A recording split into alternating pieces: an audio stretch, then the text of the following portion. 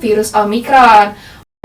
Karena munculnya varian baru Omicron ini benar-benar membuat kita resah gitu. Halo masyarakat sehat, selamat siang dan selamat datang di Cashpot Kesehatan Podcast. Be smart, be healthy. Sebelumnya perkenalkan, aku Syifa yang akan menemani kalian pada episode kali ini. Tapi aku mau nanya dulu nih, gimana kabar masyarakat sehat di awal tahun 2022 ini? Semoga kita semua selalu sehat dan dijauhkan dari segala penyakit. Oke, pada episode kali ini aku nggak sendirian karena akan ada narasumber nih. Waduh, kira-kira siapa ya? Jadi narasumber kita hari ini yaitu Dr. Rizky Algifari. Beliau adalah salah satu dokter yang menangani pasien COVID-19. Ngomong-ngomong soal COVID-19, pasti masyarakat sehat udah nggak asing dong kalau saat ini Indonesia sedang digemparkan dengan virus varian baru, yaitu virus Omicron.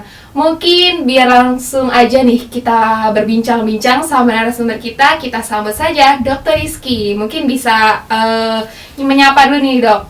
Halo masyarakat sehat. Ya. Gimana dok kabarnya hari ini? Alhamdulillah baik. Iya. Ngomong-ngomong nih dok nih, aku sama masyarakat sehat mau tahu nih gimana sih kondisi di tempat dinas dokter saat ini? Nah, jadi untuk tempat saya dinas sekarang itu setiap harinya pasti ada aja gitu ya penambahan kasus COVID-19 ini. Terlebih lagi saat ini adanya varian baru yaitu varian Omicron. Oke, ngomong-ngomong soal Omicron juga nih dok, Omicron itu apa sih dok? Mungkin nih masih banyak masyarakat sehat yang belum tahu tentang Omicron ini. Jadi gini, virus Omicron ini merupakan virus RNA atau ribonukleik asid. Nah, di mana virus tersebut mempunyai ciri khas rantai tunggal dengan jumlah mutasi yang tinggi untuk tetap bertahan hidup di dalam tubuh manusia. Nah, Omicron ini selalu berusaha membuat perubahan agar dapat bertahan hidup. Nah, salah satunya dengan cara melakukan mutasi. Nah, kemampuan mutasinya ini itu sangat luar biasa. Nah, karena mutasinya yang sering terjadi itu dalam virus ini tidak lain melalui modifikasi pada kulit luar.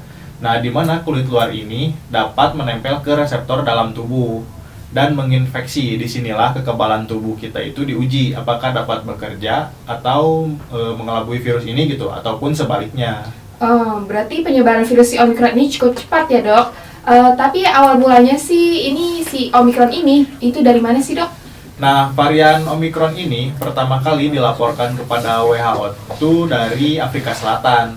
Nah, lebih tepatnya pada tanggal 24 November tahun 2021. Nah, beberapa hari terakhir ini Kementerian Kesehatan mengumumkan sebanyak 572 kasus varian Omicron ini terkonfirmasi masuk ke tanah air. Nah, banyak juga terdeteksinya masuk kasus penularan ini, varian Omicron ini di Indonesia itu kembali menjadi bumerang bagi seluruh masyarakat kita. Nah, tapi mungkin karena dari masyarakat kita udah capek ya sama kasus COVID ini. Nah, dari kebanyakan mereka itu menyepelekan si Omicron ini. Ternyata emang udah cukup banyak juga ya dok, sampai 500-an di Indonesia. Tapi apakah ada perbedaan nih dok antara virus Omicron ini dengan sebelumnya? Mungkin dari segi gejala, karena kita tahu ya dari virus sebelumnya sampai gejalanya hilang perasa, hilang penciuman, sampai ada yang sesak nafas dan harus dibantu dengan alat pernafasan. Apakah virus Omicron ini sampai segitunya dok? Jadi kan karena munculnya varian baru Omicron ini benar-benar membuat kita resah gitu. Apalagi bersamaan kabar menularnya ini lebih cepat. Nah, varian Omicron ini juga disebut-sebut menimbulkan gejala yang lebih ringan dibandingkan varian Delta. Nah, apalagi bagi orang yang sudah menerima vaksinasi. Nah, namun banyak pakar juga menegaskan hal tersebut gak bisa jadi patokan buat kita. Nah, justru karena tergolong ringan, sangat penting nih buat orang-orang yang mengalaminya melakukan pembatasan kontak fisik demi mencegah penularan ke orang lain. Meskipun varian ini gejalanya 80% lebih ringan dari varian yang kemarin.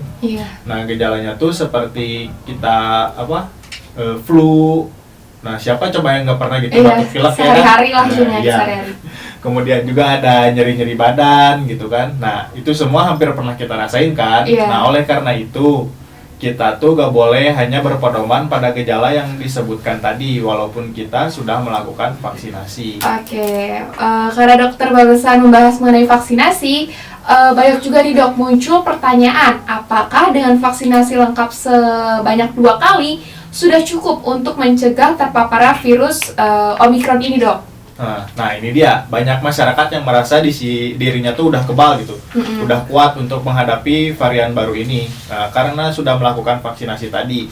Nah sedangkan vaksinasi yang mereka sudah jalankan itu tidak cukup untuk melawan varian Omikron, sehingga harus melakukan antisipasi suntikan yang ketiga ataupun kemudian menjadi booster gitu kan, yang menjadikan salah satu antisipasi bagi mereka, karena ada laporan yang mengatakan bahwa setelah 6 bulan kekebalan atau proteksi yang kita punyai itu bakal hilang gitu kan, proteksinya tuh bakal menurun. Nah buat kita di booster lagi itu untuk menaikkan lagi imun kita gitu.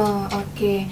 Mungkin kalau ada masyarakat sehat di sini yang mau vaksinasi ketiga atau vaksin booster yang tadi dokter jelaskan, apakah ada syarat-syaratnya dok? Nah kalau ada mungkin apa saja dok? Nah untuk mendapatkan vaksin booster yang tadi kita obrolin itu, masyarakat harus memenuhi beberapa syarat. Yang terutama itu harus berusia 18 tahun ke atas.